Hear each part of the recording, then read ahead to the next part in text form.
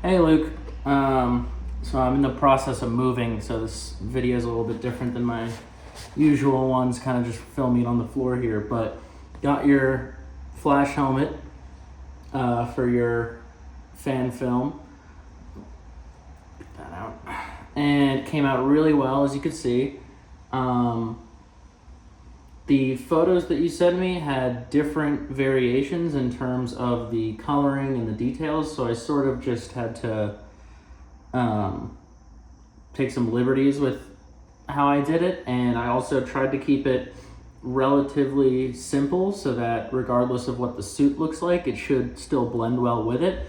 Obviously, if you wanted to add, maybe spots of yellow or something like that, you could easily do so with some acrylic paints, but for now, based on the images you sent, this is a very simplistic version of the different variations that had. But you can see we've got the silver ears here. I'm going to do my best these are very thin, so I'm going to do my best to wrap these for shipping.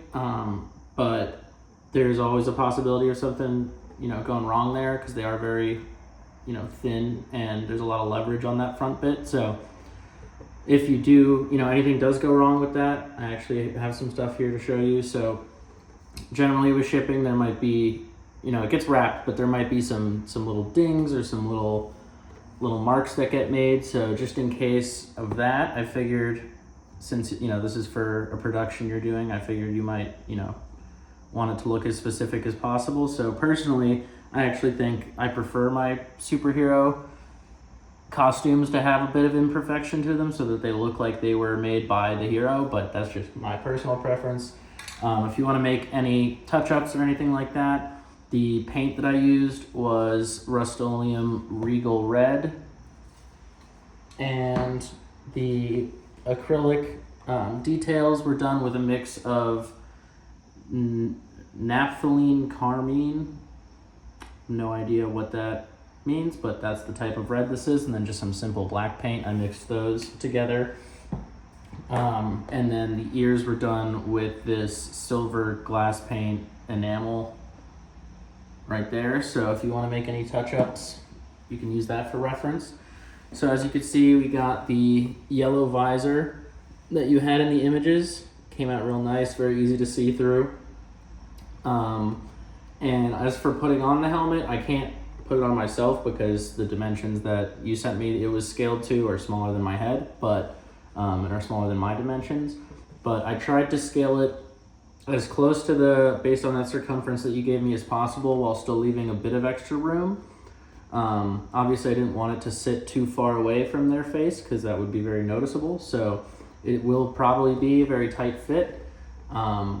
You obviously can't slide it on here because the chin sits above this piece. So instead, what you have is this back pops out like that and is held at the top by some elastic.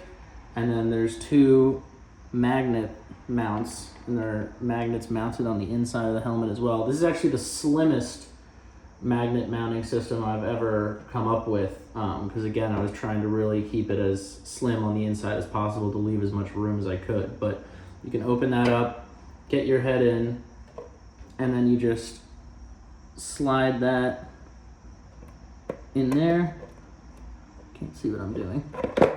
And then boom, it'll click right into place. Those are very strong magnets, so if they're moving around in scenes and whatnot, it's not gonna come loose, so that'll be good. I would recommend that your actor wear like a head sock or something just to keep their hair out of the way and make sure it doesn't get pinched in these walls or in the magnets, because you can see they are literally as thin as possible against the walls. I'm also going to include, since I don't have their head here, I didn't put any foam in, especially with how tight the margins are here, but I've got all of these for you. So these rectangular ones are in two different thicknesses. You can use really any glue to get them in there, and if you put a layer in and there's still space, just glue another one right on top to make it thicker, or maybe use one of these.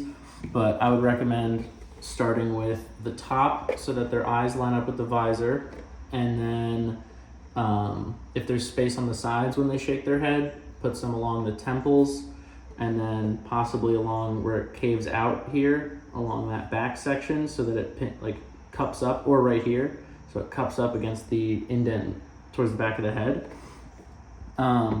Also have this one strip of pretty thick but very soft foam.